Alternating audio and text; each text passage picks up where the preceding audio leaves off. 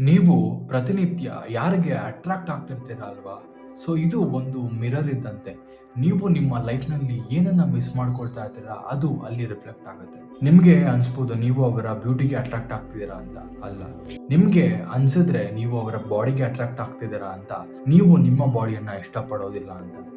Suppose ನೀವು ಅವರು ಮಾತಾಡೋ ಶೈಲಿಗೆ ಅಟ್ರಾಕ್ಟ್ ಆಗ್ತಾ ಇದ್ರೆ ನಿಮ್ಮನ್ನ ನೀವು ಒಳ್ಳೆ ಗುಡ್ ಕಮ್ಯುನಿಕೇಟರ್ ಅಂತ ಕನ್ಸಿಡರ್ ಮಾಡಲ್ಲ ಅಂತ ಅರ್ಥ. ಒಂದು ಮಾತು ತಿಳ್ಕೊಳ್ಳಿ, ನೀವು ಯಾವಾಗ ಅವರನ್ನ ನೋಡ್ತೀರಾ ನೀವು ಬೆಂಡ್ ಆಗ್ತೀರಾ, ನಿಮ್ಮ ಅಟೆನ್ಷನ್ ಅನ್ನ ಕೊಡ್ತೀರಾ. ಆ ಒಂದು ಅಟೆನ್ಷನ್ ತುಂಬಾನೇ ವ್ಯಾಲ್ಯೂಬಲ್ ಮತ್ತೆ ತುಂಬಾನೇ ಇಂಪಾರ್ಟೆಂಟ್ ಆಗುತ್ತೆ. ಯಾಕಂದ್ರೆ ಅದೇ ಒಂದು ಅಟೆನ್ಷನ್ ನ ಸರಿಯಾದ ಜಾಗದಲ್ಲಿ ಕೊಟ್ರೆ ಸಕ್ಸಸ್ ಆಗ್ತೀರಾ, ಅದೇ ಒಂದು ಅಟೆನ್ಷನ್ ನ ತಪ್ಪಾದ ಒಂದು ಜಾಗದಲ್ಲಿ ಕೊಟ್ರೆ ಮಿಸರಬಲಿ ಫೇಲ್ಯೂರ್ ಆಗ್ತೀರಾ. ಈ ಮೂಲಕ ನೀವು ಎಸ್ಕೇಪ್ ಆಗೋಕೆ ಟ್ರೈ ಮಾಡ್ತೀರಾ. ಯಾರಿಂದ ಗೊತ್ತಾ?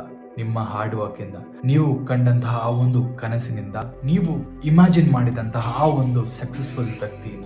ಸೊ ಇದೇ ರೀತಿ ನಿಮ್ಮೊಳಗಿರುವ ಆ ಒಂದು ನೆಗೆಟಿವ್ ಎನರ್ಜಿಗೆ ಏನ್ ಬೇಕದಕ್ಕೆ ಅದನ್ನ ಕೊಡ್ತಾ ಇದ್ದೀರಾ. ಒಂದು ಮಾತನ್ನ ತಿಳ್ಕೊಳ್ಳಿ, ಯಾವತ್ತಿದ್ರು ಈ ಲಸ್ಟ್ ಅನ್ನೋದು ನಿಮ್ಮ ಕಂಟ್ರೋಲ್ ಅಲ್ಲಿ ಇರಬೇಕೆ ಹೊರತು ನೀವು ಅದರ ಒಂದು ಗುಲಾಮ ಆಗಬಾರ್ದು. ಈಗ್ಲಾದ್ರೂ ಓಡಿ ಹೋಗೋದನ್ನ ಬಿಟ್ಟು ಫೇಸ್ ಮಾಡಿ, ಜೀವನದಲ್ಲಿ ವಿನ್ ಆಗಿ ಅಂತ ಹೇಳ್ತೀನಿ.